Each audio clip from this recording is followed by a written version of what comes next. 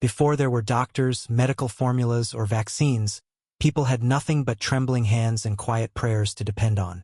Back in the Middle Ages, every birth felt like a bet between life and death, and every newborn who made it to a cradle was a small miracle.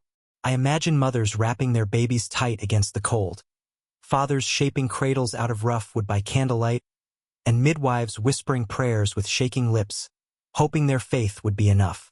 Behind the smoke, the superstition, and the fear, one thing burned steady and unchanged: love. Fragile, frightened, and deeply human love. Childbirth back then wasn't a time for soft songs or gentle celebration. It was a face-to-face meeting with mortality. For every woman, the line between living and dying blurred in that candlelit room.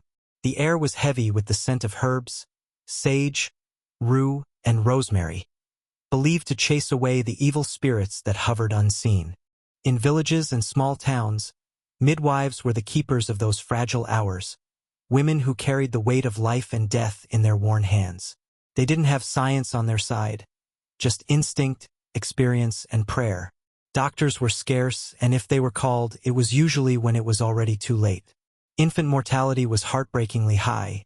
In some places, nearly 1 out of every 4 babies didn't make it past their first year. The sounds of a woman in labor often mixed with the murmured prayers of loved ones waiting just outside. But when a baby's cry finally cut through the silence, the air in the room changed instantly. Fear turned into fierce relief. The baby would be rubbed with warm oil or wrapped in clean linen to keep that tiny spark of warmth alive. Across the world, families had their own ways of welcoming new life. In China, red threads were tied around a newborn's wrist to guard its soul. In Persia, people burned myrrh, letting the fragrant smoke drift through their homes to keep away the evil eye. No matter the place or the people, birth was always sacred and dangerous, a moment where life and the unknown touched hands. Every parent whispered the same prayer: "May the first cry not be the last." Swaddling was more than just a habit. It was a kind of belief.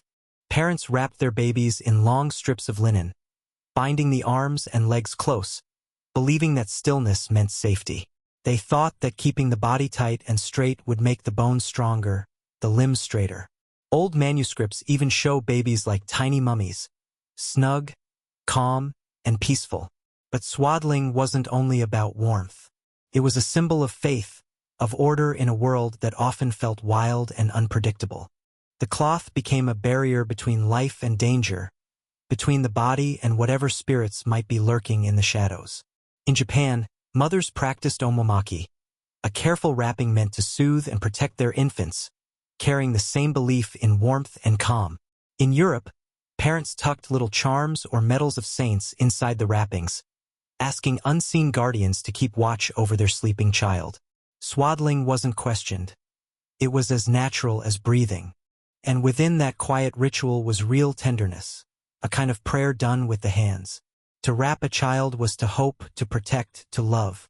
Whether in a peasant's cottage or a royal nursery, every careful fold of fabric carried the same message: that love, tightly bound, might just be strong enough to hold back fate.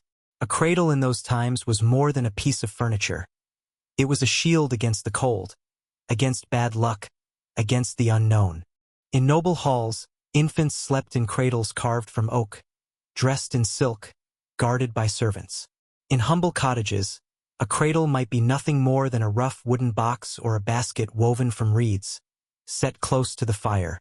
The materials were different, but the purpose was the same: warmth and protection. Some cradles rocked gently on curved runners. Others hung from the rafters and swayed like hammocks.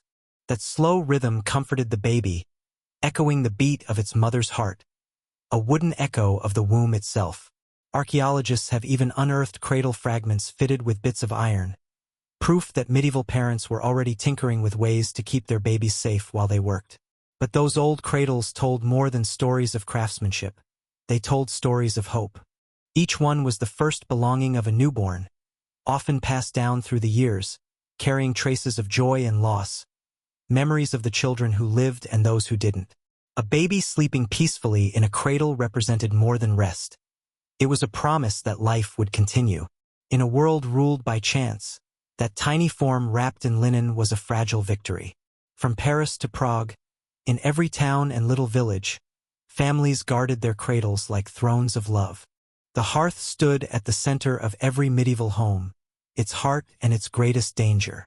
Families placed the cradle near the fire to keep the baby warm, but the same flames that offered life could just as easily take it away.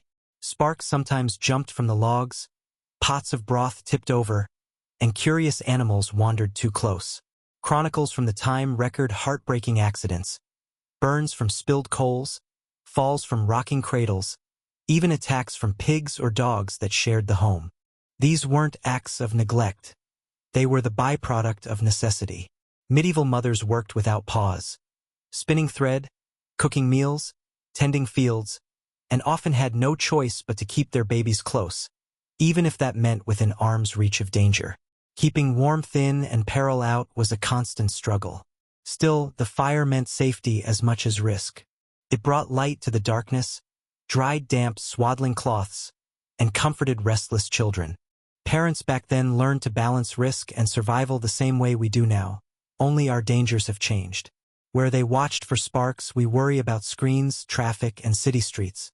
The medieval hearth was both cradle and crucible, a place where life began and was tested every single day. In its glow, parents measured each tiny breath their baby took, praying the warmth would last until morning. They lived caught between faith and the first flickers of science. Doctors, priests, and moralists argued endlessly about how a baby ought to sleep, eat, and grow. One of the fiercest debates was about co-sleeping, whether a mother should share her bed with her child. Physicians warned that it could smother a baby, while priests scolded parents for indulgence, saying the marriage bed wasn't meant to be a nursery. But real life didn't follow theory. Warmth, exhaustion, and breastfeeding made it almost impossible for mothers to keep their infants apart. They knew what the scholars didn't: a baby's cry cut straight through logic. So, despite the warnings, families kept their little ones close through long, freezing nights. The philosopher Peter Abelard even wrote about the tragedy of accidental smothering to make a point that morality depended on intent, not outcome. Love, he argued, even when it fails, is still good. Some, like the physician Bernard Gordon, took a lighter view. He joked that if babies shared the bed, they'd never want to sleep anywhere else, a sentiment every parent since can relate to. Between superstition and practicality, medieval families did what families always do, whatever it took to keep their children alive. In that fragile balance between faith, guilt, and survival, love remained the final word, the truest authority. Among the wealthy, sleepless nights were a problem money could solve. Noble households hired servants called cradle rockers. Their only job was to keep the cradle moving, hour after hour. In some royal nurseries, two were hired to make sure the rhythm never stopped. Records from the Percy family in 15th century England even show payments for these roles, proof that even the rich bowed to the cries of their newborns. Peasant mothers, though, had no such luxury. Their days were filled with endless work, their nights broken by the needs of their children. The old poem Piers Plowman captures that exhaustion perfectly. Woe in wintertime, with waking at nights, to rise to the bedside, to rock the cradle. Between feeding, spinning, and tending the fire, mothers learned to sleep in fragments. Always half awake, always listening for the smallest sound. Out of that fatigue came lullabies, small acts of endurance. They were simple songs, repeated until memory blurred, half prayer and half melody. Some called on saints or angels. Others spoke of crops and seasons, tying a baby's sleep to the rhythm of the earth itself. Whether sung by a servant in a manor or a mother in a smoky hut, every lullaby was an offering, to the child, to love, to survival.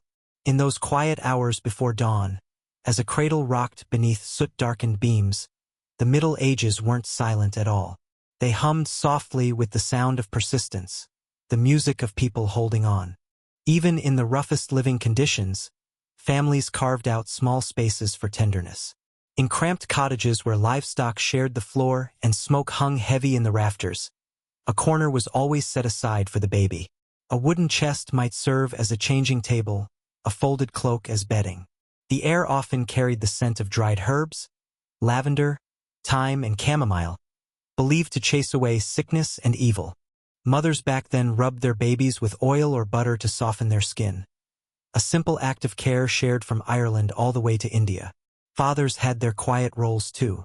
Most medieval writings barely mention them, but the records that survive show men carving little toys, building cradles, or carrying their infants while running errands. Love in those days wasn't often written about, but it was lived, shown in small, everyday gestures. And no matter where you looked, the image was the same. In Arab homes, babies were swaddled in soft cotton and gently rocked to the rhythm of chants calling for divine protection. In Mongol yurts, infants swayed in leather slings hung beside the family fire, lulled to sleep by the sound of the wind sweeping across the steppe. Even in poverty or danger, the urge to comfort a child was universal. Every tender act, smoothing a blanket, whispering a lullaby, tracing a tiny cross or sacred symbol on a newborn's forehead, spoke the same silent truth. Medieval parents loved their children in the same wordless way we still do today. It's that quiet, everyday love that makes a home feel alive. In those times, medicine and religion weren't enemies. They were partners in the struggle to keep children alive. From the moment a baby was born, the church stepped in.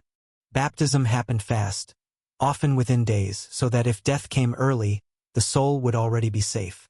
Holy water, oil, and salt became tools of both faith and medicine, believed to cleanse not just the body but the spirit too.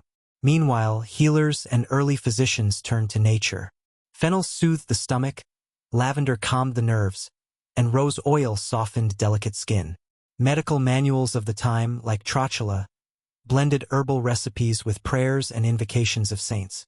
In that mix of faith and knowledge, caring for a child became something sacred, part science, part sacrament. Far to the east, similar traditions thrived. In Buddhist temples, newborns were sprinkled with blessed water, while monks chanted prayers for long life. In Islamic tradition, a drop of honey or date juice was placed on a baby's tongue, a first taste of sweetness, a wish for divine mercy. To feed, to bathe, or to bless a child was more than simple care.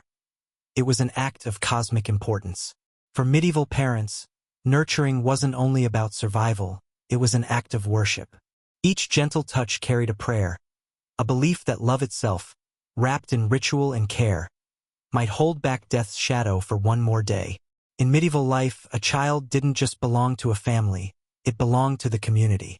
Among nobles, fostering was a common practice. Sons and daughters were sent to other households, usually of equal or higher rank, to learn manners, languages, and the art of loyalty. To us, that might sound cold, but back then it built lifelong alliances and taught survival. A boy raised in another lord's castle learned obedience and honor. A girl sent to a distant court learned grace, speech, and restraint. For common folk, the idea of shared care was just as vital. When mothers fell ill, neighbors nursed their babies. Godparents weren't just symbolic. They were true guardians, responsible for a child's soul and future. In small European villages, the whole community shared the duty of raising children. And beyond Europe, the same spirit thrived. Across Africa and Asia, collective care ensured no baby grew up alone. Among Mongol clans, a hungry infant could nurse from any woman in the camp. In peasant villages across China and Vietnam, the saying, "a child belongs to the village," carried deep moral weight. Fostering wasn't abandonment, it was survival. It tied every child into the fabric of community, teaching that life was sustained by more than blood. It was an education in belonging, a reminder that the first cradle was only the beginning of a shared human story. To raise a baby in the Middle Ages was to stand against the cold, against hunger, against fate itself. Every breath that stayed steady, every small heartbeat that survived the night, was an act of defiance. Parents wrapped their babies not just in linen, but in whispered prayers that lasted through sleepless nights. Every lullaby, every touch of oil on tiny skin, carried the weight of centuries of love. The tools have changed, sterile bottles, incubators, vaccines, but the feeling hasn't. Modern science has finally answered many prayers those parents once whispered, but the same fears linger. The cry in the dark, the hope that sleep is peaceful, the vigilance that never fades. love still keeps its long watch. In cottages and castles alike, medieval mothers once rocked their babies beside flickering fires. Outside, the world was cruel and uncertain, but within that circle of warmth, life endured. 1,000 years later, that image still lives on. Whenever a parent bends over a sleeping child, the distance between past and present disappears. The Middle Ages aren't gone. They breathe quietly in every heartbeat that beats for another. Because through every age, in every home, love remains humanity's oldest and most enduring science.